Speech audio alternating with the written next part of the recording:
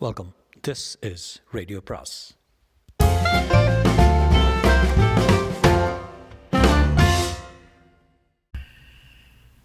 அனைவருக்கும் அன்பு வணக்கம். ஜெயமோகனின் இரவு அத்தியாயம் 21. நான் மயானத்தை அடைந்தபோது அதன் முன் ஐஜியின் சிவப்பு விளக்கு கொண்ட கார் நிற்பதைக் கண்டேன். வேறு பல கார்கள் நின்றன. மேனன் அவரது நண்பர்களுக்கு தகவல் தெரிவித்து அவர்கள் வந்து கூடிவிட்டார்கள் என்று தெரிந்தது. அனைவரும் உயர்நிலையில் உள்ளவர்கள் என்பதை கார்கள் காட்டின. டிவி, பத்திரிகை என எவருமே அப்பகுதியில் இல்லை.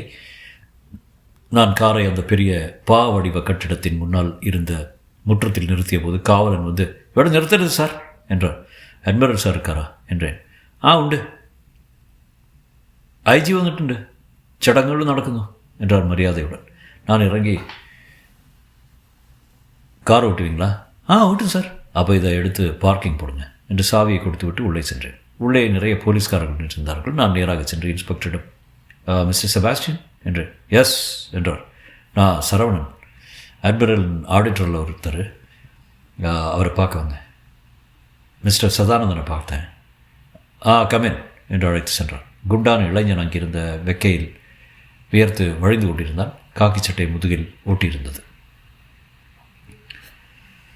"அட்மிரல் சடங்குகள் செய்து கொண்டிருக்காரு, நீங்கள் கொஞ்ச நேரம் இங்கே காத்திருக்க வேண்டியிருக்கோம்" என்றார். நான் அந்த வரவேற்பு இருந்த அலுமினிய நாற்காலியில் அமர்ந்து கொண்டேன். மணி 5 தாண்டி விட்டிருந்தது. என் அருகே மேலும் இருவர் காத்திருந்தார்கள். ஒல்லியாக கண்ணாடி போட்டு நரைத்த நறுக்கு மீசை வைத்த மனிதர் என்னிடம், "நீங்கள் யாருன்னு தெரிஞ்சுக்கலாமா?"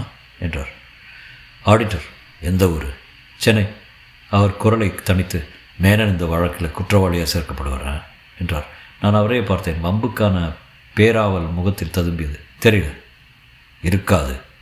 ஏன்னா இது மிகவும் தெளிவான வழக்கு. குற்றவாளி ஒரு மனநோயாளி."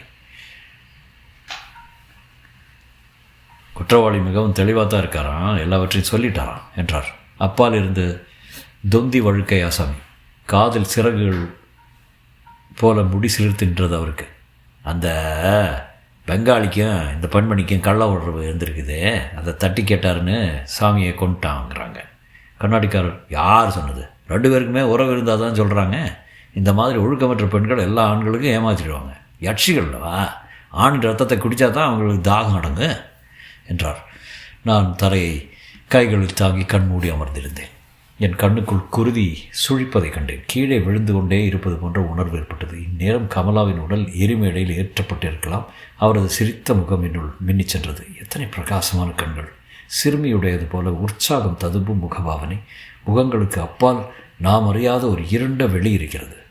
இல்லை, இப்போது எதை பற்றியும் யோசிக்கக்கூடாது. ஆனால் மனம் அங்கேயே திரும்ப திரும்ப வந்தது. அதே முகம், அதே சிரிப்பு. எங்கே போயிருக்கும் அவையெல்லாம்?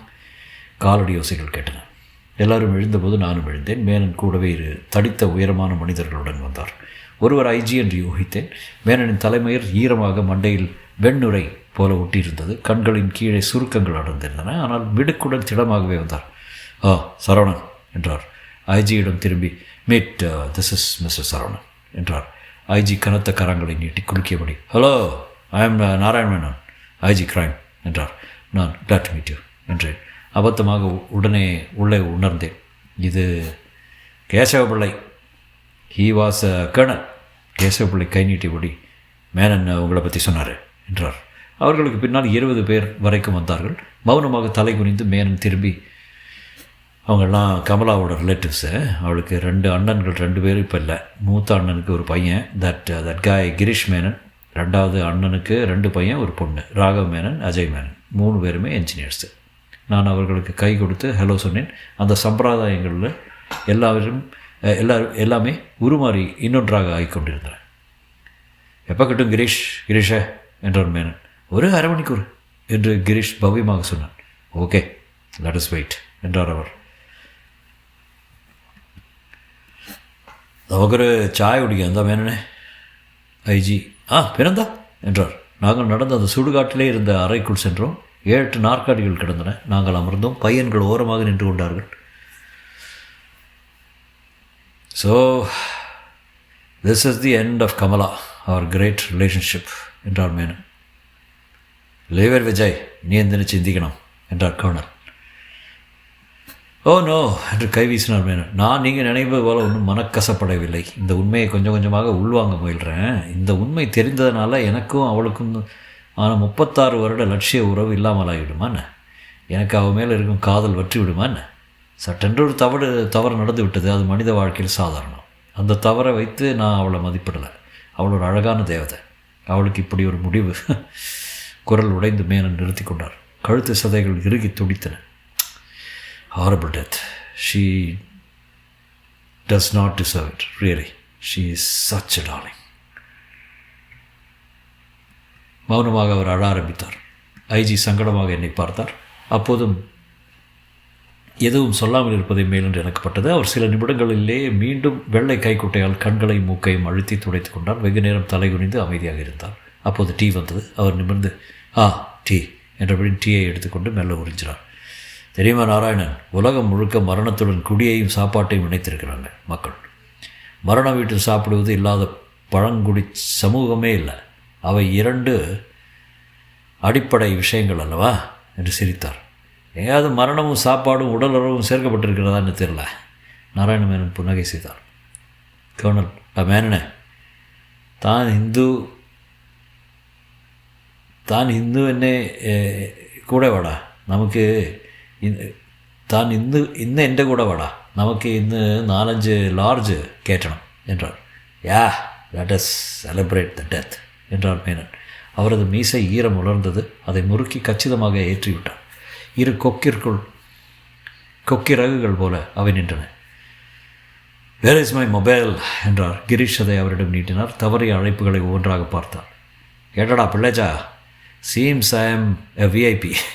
Almost everybody called, including ministers. அது പിന്നെ வேணല്ലോ என்றார் கர்னல். ஒரு யுத்தம் போலும் காணாத ரிட்டையர் ஆய மகாவீரன் இல்லை தான்.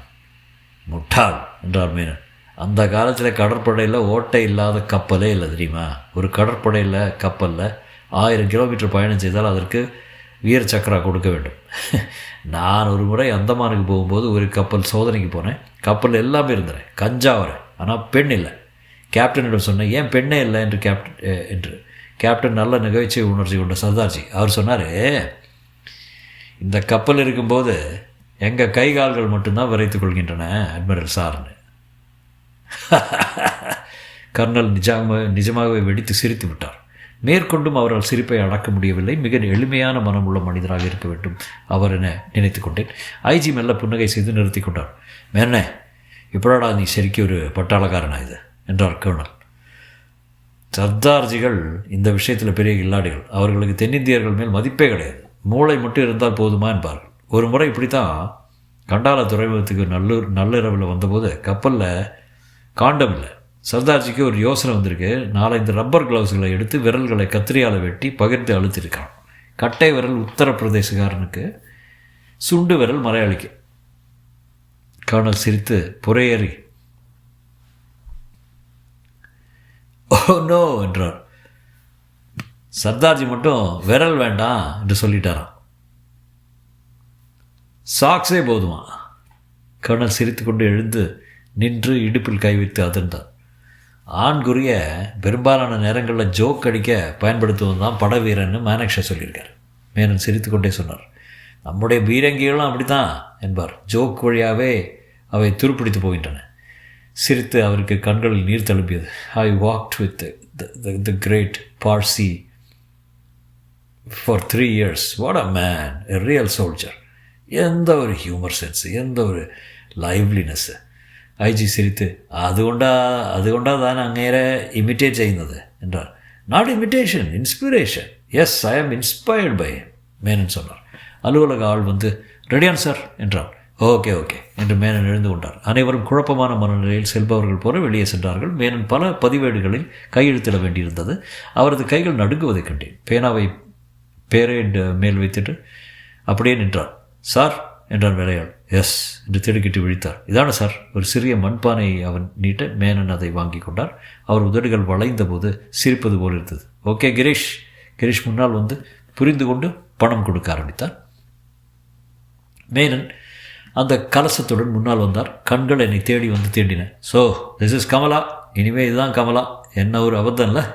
பேசிக்கொண்டிருக்கையிலே இருக்கையிலே முகத்தின் வலப்பக்கம் கோணலாக கழுத்து சதைகள் ஈடுபட மெல்லிய கேவல் ஒலியுடன் அழ ஆரம்பித்தார். Oh no, it is so cruel, she is such a darling. என்னால் அவரை பார்க்க முடியவில்லை. நான் பின்னால் நகர்ந்து விட்டேன். ராகவ் மேனன் வந்து கலசத்தை வாங்கி கொண்டார். வெளியே வந்து அனைவரும் கார்களில் ஏறிக்கொண்டார்கள். மேனன் கர்னலின் காரில் ஏறிக்கொண்டார். அதற்குள் அவர் மீண்டு வந்திருந்தார். கர்னல் என்னிடம், "are you coming with us? நமக்கு 4-5 லார்ஜ் ஆகும்" என்றார். Menon, "oh is a silly teetotaller, leave him" என்றார். நான், "அப்புறம் வந்து பார்க்குறேன் சார்" என்றேன். "ஓகே" என்று சிரித்துக்கொண்டு சொல்லி மேனன் கிளம்பி சென்றார். கார்கள் இறைந்தபடி சென்றன. நான் என் காருக்கு திரும்பினேன். ஸ்டீரிங்கை பிடித்துக்கொண்டு அப்படியே அமர்ந்திருந்தேன்.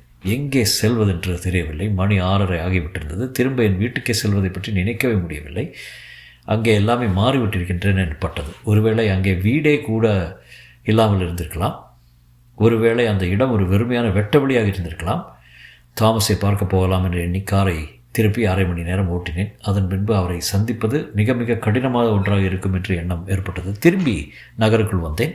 அந்தி இருள் ஆரம்பித்திருந்தது. போலீஸில் ஒரு விரிவான ஸ்டேட்மெண்ட் கொடுக்க வேண்டியிருக்கும் என்று டிஎஸ்பி சதானந்தன் சொன்னது நினைவுக்கு வந்தது. ஆனால் இனிமேல் அதற்கான தேவை இருக்காது. எல்லாம் அவரது கைவிட்டு மேலே சென்றிருக்கும் என்று தெரிந்தது. என்னை அறியாமலே வந்தது போல திரும்ப வீடு வந்தேன். நேராக மாடிக்கு சென்று படுத்துக்கொண்டேன். மீண்டும் மீண்டும் புரண்டபடியே இருந்தேன். கமலாவின் முகம், சிரிக்கும் கண்கள், சிரிக்கும் கன்னங்கள், சிரிக்கும் உதடுகள், சிரிக்கும் உடல்.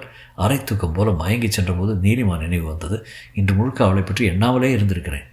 எழுந்து அமர்ந்து பிரமித்தவன் போல இருட்டையை பார்த்து கொண்டிருந்தேன். பெருமூச்சுடன் எழுந்து முகம் கழுவிய பின் கணிப்பொறியை எடுத்து விரித்து இணையத்தை இயக்கினேன்.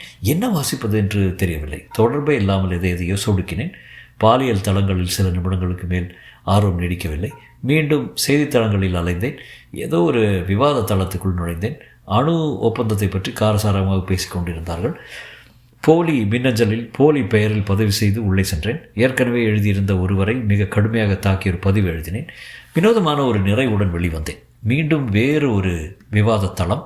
அங்கே ஈழப் பிரச்சனை. அங்கும் அப்படி ஒரு உக்கிரமான பதிவு போட்டேன். என்னுடைய மொழியில் வரும் கசப்பும் நக்கலும் எனக்கே ஆச்சரியமாக இருந்தது. மீண்டும் இன்னொரு இணையதளத்தில் பிரபலம் ஒருவரை வசைபாடி எழுதிவிட்டு குறுகுறுப்புடன் முதல் தளத்திற்கு சென்று பார்த்தேன். என் கருத்துக்கு இருவர் கடுமையாக எதிர்வினை ஆற்றியிருந்தார்கள். அவர்கள் வசைபாடி எழுதிவிட்டு மீண்டும் அடுத்த தளங்களுக்கு சென்றேன். அந்த கொந்தளிப்பும் வேகமும் மெல்ல தணிகையில் நள்ளிரவாகி இருந்தது. என் கைகளும் கண்களும் சோர்ந்து விட்டிருந்தன. மடிக்கணினியை மூடி அப்படியே தூக்கி வீசிவிட்டு குப்புற விழுந்தேன். மெல்ல தூங்கி போனேன். எத்தனை நேரம் தூங்கியிருப்பேன் என்று தெரியவில்லை. மிக அசாதாரணமான ஒரு உருவெளி காட்சியை கண்டேன். கனவெனும் பிரக்ஞை ஓடிக்கொண்டிருக்கும். இது ஒரு வகை நிஜமாகவே நிகழ்ந்தது. அதன் துல்லியமான தர்க்கம் விழித்து கொண்ட பின் என்னை துணுக்குறச் செய்தது. நான் தூங்கிக் கொண்டிருக்கும் போது கீழே வாசல் மணி ஒலிக்க எழுந்து சென்று கதவை திறந்தேன். கருப்பு கண்ணாடியுடன் கமலா நின்றிருந்தாள். நான் பிரமித்து நின்றிருக்க, "என்ன வீடு பூட்டியிருக்க? எங்கே விஜய்?" என்றார். நீங்கள் இன்னைக்கு என்று நான் திணற, "என்ன பிரச்சனை?" என்று கேட்டபடி உள்ளே வந்தார். "இல்லை, இன்றைக்கி ஒரு நியூஸு." "என்ன நியூஸு?" நான் ஓடிப்போய் டீப்பாயிலிருந்து செய்தித்தாளை எடுத்து காட்டினேன். மலையாள மனோரமாவில் தலைப்பு செய்தியே சுவாமிஜியும் சிஷ்யையும் கொல்லப்பெட்டு என்பதுதான். சரசரன்று வாசித்து விட்டு, "ஐயோ, இது ஞானல்ல, வேறாரோ" என்று கமலா. "உண்மையாவா? இது என்ன கேள்வி? சித்து போன பின்ன நான் இப்படி இங்கே வந்துருப்பேன்?" "ஆமாம்ல, அந்த பெண்ணை யாரோ நான் சொல்லிட்டாங்க. ரத்தம் மூடி இருந்ததுனால சரியாமல் போயிருக்கோம். விஜய் அங்கே தான் போயிருக்காரா?" "ஆமாம்." அதை சொன்ன பிறகு தான் எனக்கு எல்லாம் தெளிவாகி உவகை பொங்கியது. மார்பின் எல்லா பாரமும் விலக நான் உற்சாகமாக சிரித்துக்கொண்டு, "மை காட், என்ன ஒரு ஷாக் பாருங்க, அப்பாடா" என்றேன். என்னுடன் சேர்ந்து கமலாவும் சிரித்தார். அப்போது விழித்து கொண்டேன். விழித்தபோது என்னுடைய மனப்பாரமெல்லாம் விலகி நான் சிரித்த முகத்துடன் இருந்தேன். சில கணங்கள் சிரித்தபடி கிடந்த பின்பு தான் அது கனவென உணர்ந்தேன். எழுந்து அமர்ந்து அந்த கனவை ஆராய்ந்த போது கூட அந்த உல்லாசம் மனதில் மிச்சம் இருந்தது. அதுவரை என்னிடம் இருந்த இறுக்கமும் கனவும் விலகி மிக எளிதாக இருந்தேன். என்ன ஒரு கனவு என்று மட்டும் உள்ளூர திரும்ப சொல்லிக் கொண்டிருந்தேன். மீண்டும் படுத்து கொண்ட போது அதுவரை எனக்கிருந்த உள்பதற்றம் முற்றிலும் விலகி இருப்பதை உணர்ந்தேன். படுக்கும்போது எனக்குள் ஓய மறுத்த இறுகி நின்றிருந்த நரம்புகள் இப்போது இயல்பாக தளர்ந்து அமைந்தன. நான் மீண்டும் கண்ணறிந்த போது என் அம்மாவை பார்த்தேன். ஏதோ ஒரு கோயில், உயரமான திண்ணையும் தூண்களும், இடப்பக்கம் வலப்பக்கம் கருவறை. பிரகாரத்தில் நான் அம்மாவின் பட்டுப்புடவை பிடித்து கொண்டு நடந்து கொண்டிருந்தேன். அதன் பின் அம்மா என்னை ஒரு கல்தரையில் துண்டு விரித்து படுக்க வைத்தாள். என் மேல் மெல்ல தட்டி, "தூங்கணும், அப்போ தான் சமத்து என்ன" என்றாள். காலையில் நான் விழித்து கொண்டபோது எல்லாமே கனவு போல முற்றிலும் விலகி பின்னால் சென்றிருந்தது. உற்சாகமாக உணர்ந்தேன். மூச்சில் ஒரு மெல்லிய பாட்டு வருவதை கழிப்பறை சென்றபோது உணர்ந்தேன். மாலையில் யாரோ மனதோடு பேச என்று பாடியபடி பல் தேய்த்து முகம் கழுவி கீழே வந்தேன். நன்றாகவே விடிந்திருந்தது. உன்னிகிருஷ்ணன் வந்திருந்தார். என்னை கண்டதும் எழுந்து எல்லா பேப்பரிலும் நியூஸ் உண்டு என்றார். நான் செய்தித்தாள்களை கவனம் இல்லாமல் விரித்தேன். மலையாள மனோரமாவின் முதல் பக்கத்தில் பார்த்தது இதயம் பற்றப்பட்டது போல உணர்ந்தேன். நான் அந்த பக்கத்தை கிட்டத்தட்ட அப்படியே பார்த்திருந்தேன். நேற்றே அதெப்படி அந்த கனவில் ஆச்சரியமாக அதையே மீண்டும் மீண்டும் பார்த்தேன். அந்த பக்கத்தை நான் பார்த்தேனா இல்லை இந்த பக்கம் அந்த கனவை நினைவூட்டுகிறதா?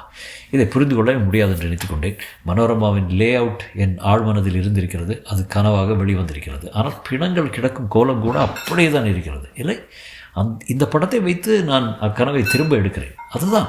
பெருமுச்சுடன் செய்தித்தாளை மடித்து வைத்தேன். எதையுமே வாசிக்க தோன்றவில்லை. பங்கஜம் காப்பி கொண்டு வந்தால் குடித்துவிட்டு டிவியை போட்டேன். செய்திகளை ஒதுக்கி கிரண் டிவியை போட்டேன். பழைய பாட்டுகளை ஒரு அதி ஒல்லியான சிறுமி கேட்டு வாங்கி சமர்ப்பணம் செய்து கொண்டிருந்தாள்.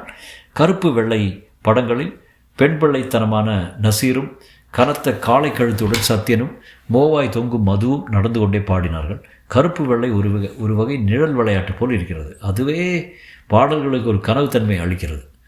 அகலே அகலே அகலே நீலாகாசம் அலதல்லும் மேக தீர்த்தம் என்ன ஒரு உச்சஸ்தாய் பாட்டு.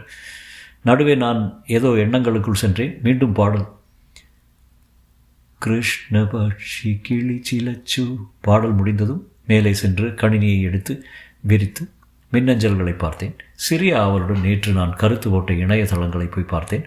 பலர் என்னை வசைபாடி எழுதியிருந்தார்கள். அவற்றை வாசிக்கையில் முதலில் சிறிய புன்னகை வந்தது. பின்பு மெல்ல அவ்வசைகள் என் அகங்காரத்தை சீண்டுவதை உணர்ந்தேன். வெறும் நிழல் உருவாக இருந்தாலும் அந்த இணைய ஆளுமை நான் தானே. அந்த வசைகளுக்கு சரமாரியாக வசைபாடி பதில்களை போட்டேன். இனிய நிறைவு ஒன்று உருவாகியது. கீழே வந்து சாப்பிட்டு விட்டு மேலே சென்று மீண்டும் கணினியை எடுத்து அந்த இணைய தளங்களுக்கு சென்றேன். என்னை பலர் மேலும் வசைபாடியிருந்தார்கள். என்னை ஆதரிக்கும் சிலர் உருவாகி இருந்தார்கள். அவர்களுக்குள் சண்டை கடுமையாக நடந்தது. நான் மிக இயல்பாக ஒரு குழுவாக ஆகிவிட்டிருந்தேன். என் குழுவை ஆதரித்தும் மற்ற குழுவை வசைபாடியும் பதிவுகளை எழுதினேன்.